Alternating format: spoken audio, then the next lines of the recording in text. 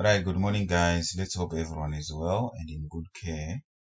Welcome to our first term topic, okay, for our third term.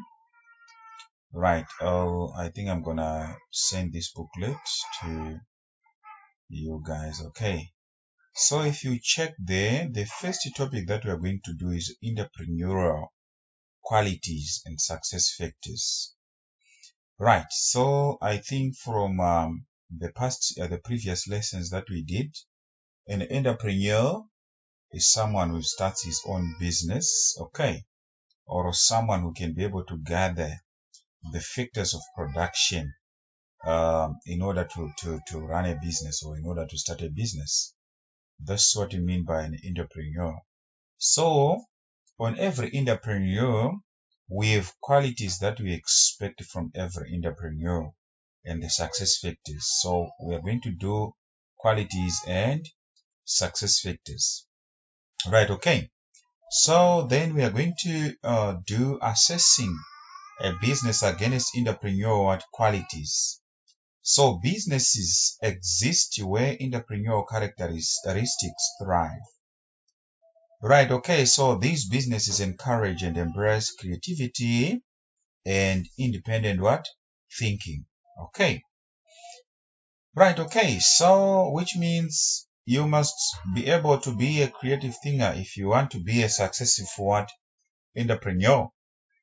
Then we move on, we go to every business thrive for good management, but not every business needs risk takers, which means one another characteristic or a quality of an entrepreneur is being a risk taker, right? Okay, and opportunity seekers, okay, right. So we have thrive, we have someone who is a creative thinker. Right, then we have risk takers. On independent thinking, we are saying you don't depend on any other or other people. Okay, right. So risk takers or those who are there to take the opportunities or seek opportunities is another one quality. Right, then we move on to the next bullet. Large bureaucratic organizations do not foster entrepreneurial characteristics. So bureaucracy, I think I defined it before. On bureaucracy, normally this one is used in the government departments where you need to follow steps. Right, okay, so there is issue of following steps and stages in terms of managing the organization. Right, they generally operate with a hierarchical structure of management. Okay.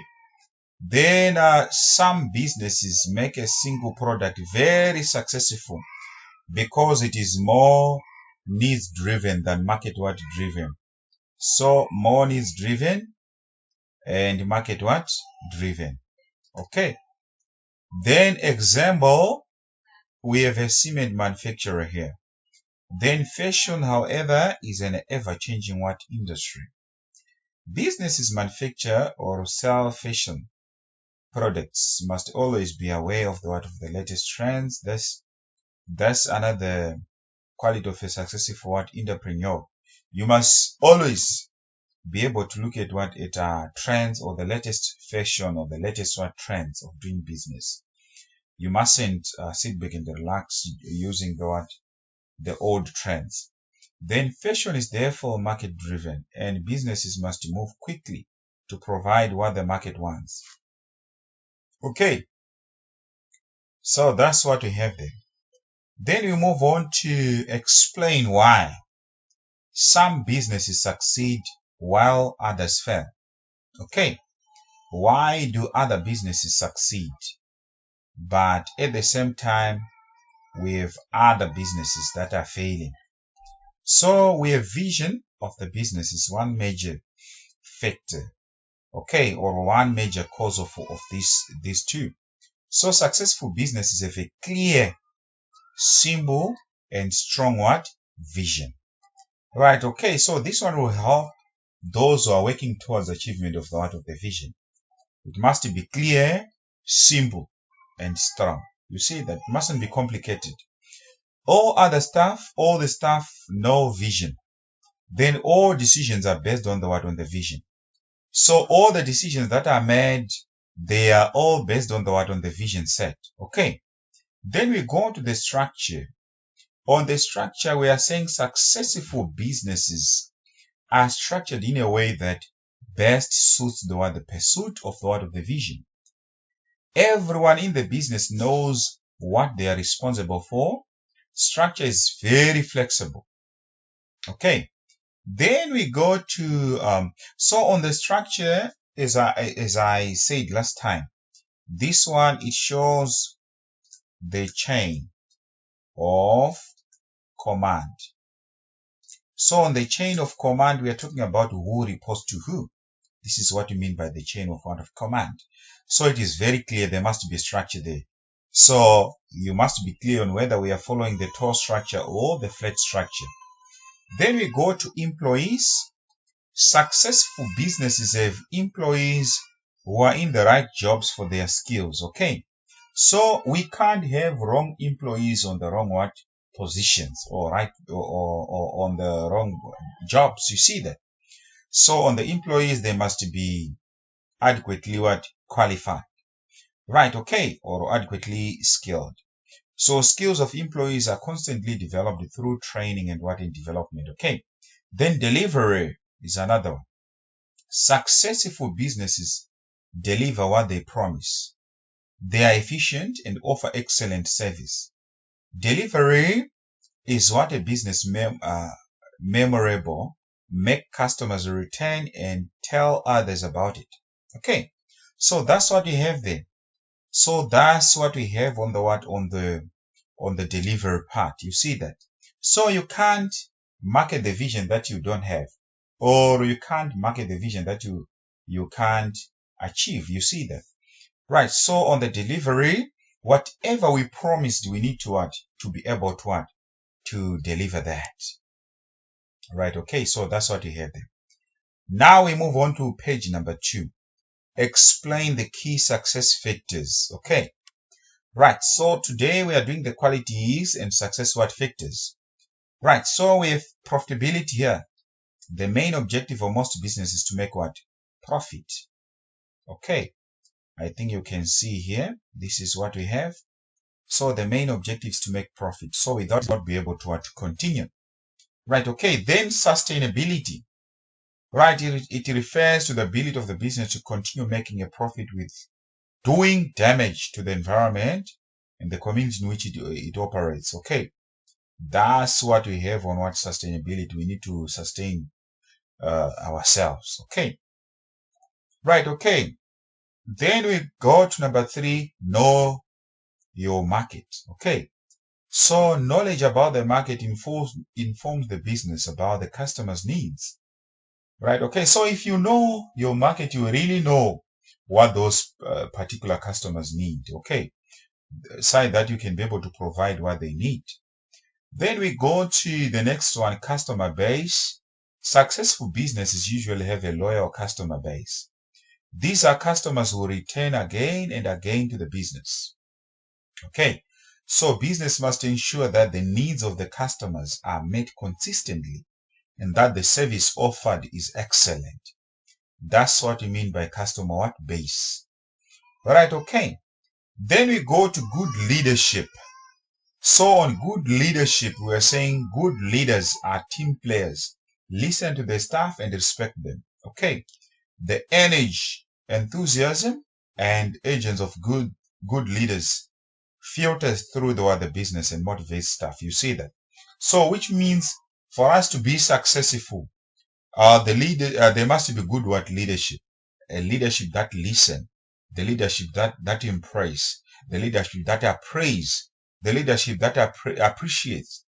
That's what is very important to the success of that organization. Then we go to number 6, ethics, control, and good governance. And an unethical or corrupt business is not sustainable. You see that. We mustn't be corrupt if you want to be successful. I'm going to underline this. Then the reputation of a business depends on how it conducts its business. To retain customers, it is important that the business is conducted in an ethical manner with good corporate governance. Then we go to stable workforce. On a stable workforce, we are saying employees who are happy, motivated, and well trained are an essential part of a successful business. These employees usually remain for a long period of time with the business and establish relationships with loyal customers. Okay, right. So we can't have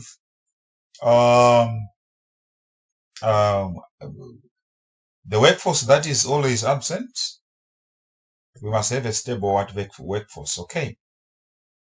Right. Then number 8, uniqueness. So something about what the business offers has to make customers notice it and talk about it.